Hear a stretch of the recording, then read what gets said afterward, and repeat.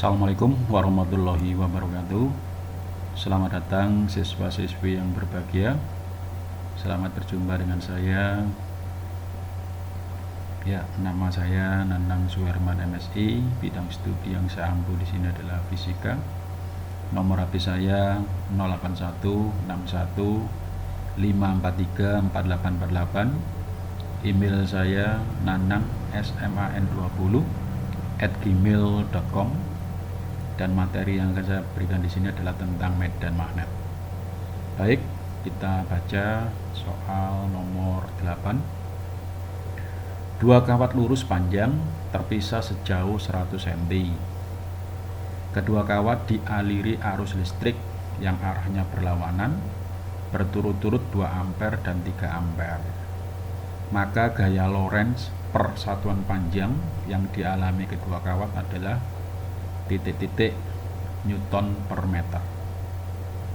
Baik, kalau kita lihat di sini ada 2 buah kawat ya, lurus panjang I1 dan I2 yang jaraknya tadi dikatakan 100 cm ya, nanti nyatakan ke meter, di mana arah arusnya berlawanan. I1 yang merah ini adalah ke atas, I2 yang biru ke sini adalah ke bawah. Yang ditanyakan adalah gaya Lorentz persatuan panjang ya, yang dialami oleh kedua kawat tadi. Nah, ini adalah alternatif jawabannya. Yang A 6 kali 10 pangkat minus 7 Newton per meter. Yang B 8 kali 10 pangkat minus 7 Newton per meter. Yang C 10 kali 10 pangkat minus 7 Newton per meter. Yang D 12 kali 10 pangkat minus 7 Newton per meter. Dan E 14 kali 10 pangkat minus 7 Newton per meter. Ini adalah alternatif jawabannya. Baik, nah ini diketahui jarak kedua kawat yang A tadi. Nah ini jarak antara dua buah kawat ini ya, 100 cm, nyatakan ke meter adalah 1 meter. Kawat pertama I1 2 ampere, arahnya ke atas, ini tadi yang merah ya. Sedangkan kawat kedua I2 3 ampere, arahnya ke bawah, yang biru ini. Nah, ini. Baik, ditanyakan gaya Lorentz persatuan panjang kawat, yaitu F per L ya, F per L, gaya persatuan panjang, nilainya berapa? Baik, kita lihat di sini jawab. Nah, di sini kalau kita lihat ya, dengan mengacu daripada kaidah tangan kanan Oersted yang kemarin. Jadi kalau kita lihat di sini untuk kawat 1 ya, kawat 1 arah arus kawatnya I1 ke atas ya. Arah arus I1 pada kawat yang merah ini adalah ke atas. Kawat 1 mendapat medan magnet oleh kawat 2 ya. Kawat 1 ini mendapat medan magnet oleh kawat yang kedua dengan arah cross ya. Jadi di sini saya berikan warna biru itu karena apa? Ini adalah medan magnet oleh kawat yang kedua. Kalau di sini arah arusnya adalah ke bawah untuk I2-nya, berarti dengan ibu jari yang digenggam, ingat konsep yang kemarin ya, dengan ibu jari yang digenggam, maka di posisi kiri ini terdapat medan magnet yang arahnya adalah cross ya, itu. Berikutnya, dengan konsep kaidah tangan kanan, maka kawat 1 mendapat gaya Lorentz yang arahnya adalah ke kiri. Jadi dengan menggunakan konsep kaidah tangan kanan Lorentz, nah ini ya, konsep kaidah tangan kanan gaya Lorentz. Jadi arah ibu jari ini adalah menunjukkan arah arus ya, I, sedangkan jari keempat yang lain ya, itu adalah arah keempat jari yang lain, arah medan magnet B ini ya, kita mengatakan ke kiri ya. Sedangkan arah telapak tangan kanan kita ini arah telapak tangan kanan kita ini adalah arah gaya Lorentz, yaitu F-nya. Jadi hafalannya supaya tidak terlalu banyak. Kalau kemarin untuk menentukan arah medan magnet yaitu dengan jalan ibu jari yang digenggam oleh keempat jari yang lainnya. Ibu jari tetap menunjukkan arah arus, sedangkan genggaman keempat jari yang lain menunjukkan arah medan magnetnya. Sedangkan itu mendapatkan arah gaya Lorentz, yaitu dengan jalan ibu jari tetap, ya, sedangkan keempat jari yang lain dibentangkan, saling tegak lurus. Jadi arah arus tetap ibu jari, arah medan magnet tetap keempat jari yang lainnya, cuma ditambahi arah telapak tangan kanan, yaitu menunjukkan arah gaya Lorentz. Jadi kalau seperti ini seakan-akan mendekati kita, ya, dot, seakan-akan dot. Nah ini adalah yang terkait dengan konsep kaidah tangan kanan gaya Lorentz. Ya, kelanjutan daripada konsep kaidah tangan kanannya Oersted yang kemarin, ya, gitu, supaya tidak terlalu banyak hafalan. Sehingga kalau kita terapkan, arah arus pada kawat 1 adalah ke atas, arah medan magnet oleh kawat 2 adalah cross, maka dengan kaidah tangan kanan tadi untuk menentukan gaya Lorentz-nya, maka gaya Lorentz-nya adalah ke kiri, ya, yang saya namakan dengan F1. Nah, begitu. Baik, sekarang kita tinjau untuk kawat yang kedua, ya, untuk kawat yang kedua di sini. Jadi kawat kedua arah arusnya ke bawah, ini arah arus kawat kedua yaitu ke bawah. Kawat 2 mendapat medan magnet oleh kawat 1 dengan arah cross, yaitu B1. Baik, kita lihat ini B1 ini.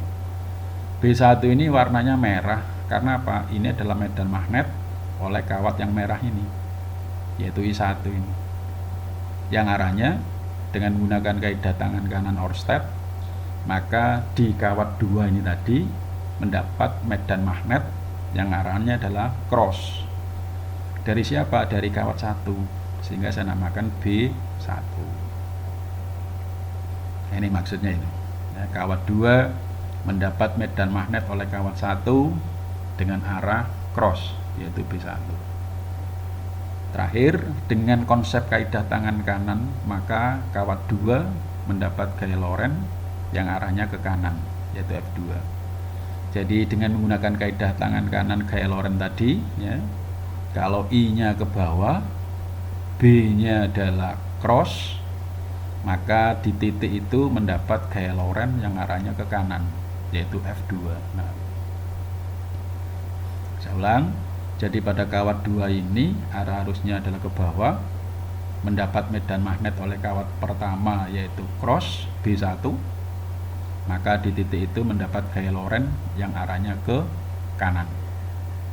Terapkan kaidah tangan kanan gaya Lorentz ini pada soal tadi untuk kawat 1 dan kawat 2.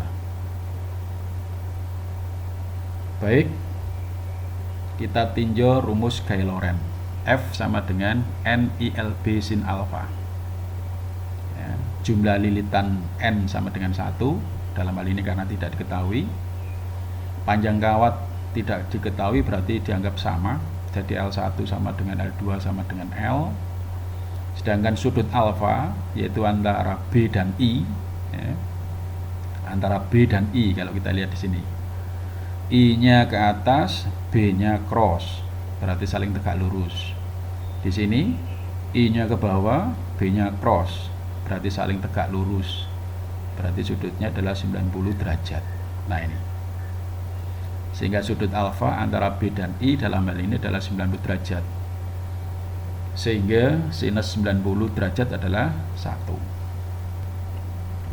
Rumus kuat medan magnet oleh kawat lurus panjang yang berarus ini diingatkan yang kemarin. B sama dengan mu 0 I per 2 pi A, ya.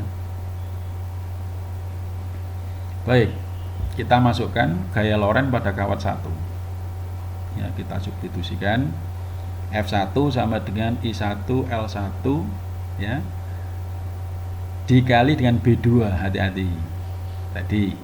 Jadi F1 adalah I1 kalikan L1 oleh medan magnet kawat 2. Sehingga di sini dituliskan B2. Nah, ini tadi. Nah, ini I1, ya. F1 oleh B2. oleh kawat ini, oleh kawat yang biru itu. Sehingga di sini kalau kita lihat, nah ini B2 sinus 90 derajat, tadi saling tegak lurus. Saya lanjutkan, F1 sama dengan I1 kali L1 B2, rumus tadi ini rumus umum, berarti mu0 I2 per 2 pi A. Nah, ini adalah untuk B2 nya ya. Ini semua adalah B2 nya sinus 91. Nah, sehingga saya nyatakan bentuk lain, F1 dibagi L1, saya taruh di sebelah sini sesuai dengan pertanyaannya ya.